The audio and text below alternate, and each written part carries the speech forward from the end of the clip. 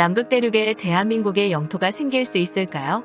국토전략TV 한반도 면적의 약 60배 크기이면서 세계의 대륙 면적 중에 5번째로 큰 대륙인 남극 대륙은 전 세계인들이 한 번쯤은 방문을 해보고 싶어하는 대륙입니다. 미지의 땅 남극 대륙은 아직 특정 국가가 소유하고 있지 않습니다.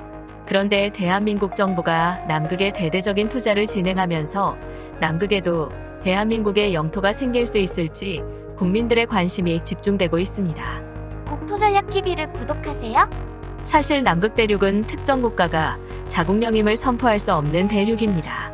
바로 1959년에 체결된 남극조약 때문인데요. 남극은 어느 국가도 소유권을 주장할 수 없다는 내용으로 조약이 체결되면서 인류 모두가 소유한 자산으로 협약이 이루어졌습니다. 하지만 영국, 프랑스 등 일부 국가들은 남극 일부를 자국의 영토라고 주장하고 있습니다. 세계 정세는 어떻게 변화될지 아무도 모르고 지구온난화로 인한 기후변화 역시 남극의 가치를 높여주면서 향후 남극에서의 치열한 영유권 분쟁이 예상되는데요. 그래서 남극에 조약이 있다고 하더라도 남극을 실제로 점유를 하는 것은 상당히 중요하다고 볼 수 있습니다. 현재 전 세계 30여 개국에서 남극에 연구 목적으로 수많은 연구기지를 짓고 운영하고 있습니다. 세계 각국이 양질의 활주로와 첨단 시설, 편의시설 등을 갖추고 경쟁적으로 시설을 운영하고 있습니다. 미국은 심지어 남극기지 안에 스타벅스까지 있다고 합니다. 대한민국은 총 2개의 남극기지가 있습니다. 첫 번째 기지는 세종기지입니다. 남미의 칠레 푼타에레나스에서 도착할 수 있는 킹졸지 섬에 1988년 2월에 세종기지를 지었습니다.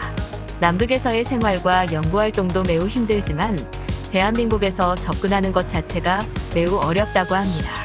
두 번째 기지는 장보고 기지입니다.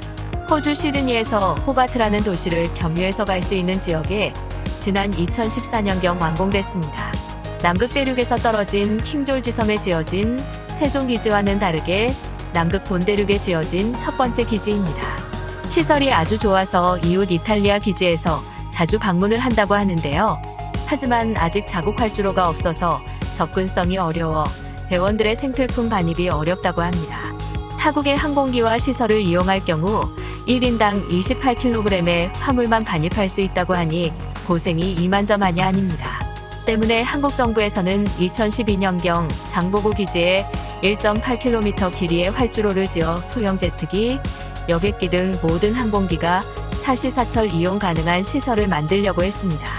하지만 2016년 해수부에서는 운영 유지 비용 부담으로 건설 사업을 포기했습니다. 우리가 뜸을 들이고 있는 사이 인근에 이태리 측 남극기지에서 활주로를 짓겠다고 나서면서 대한민국이 활주로를 지을 명분이 사라져버렸는데요.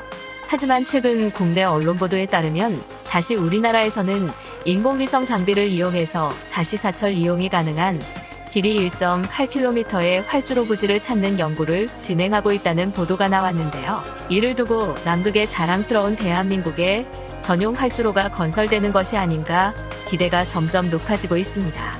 만약에 활주로 건설 사업 추진이 다시 진행되면 장보고 기지를 중심으로 우리나라의 남극 연구와 진출이 활발해질 것으로 예상하는데요.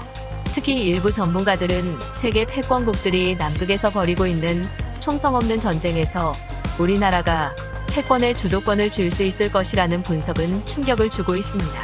또 대한민국에서 운영하는 남극 관광 역시 더욱 활발해질 것으로 예상됩니다. 남극에서는 세계 각국의 엘리트 연구자들과의 교류가 많이 일어납니다.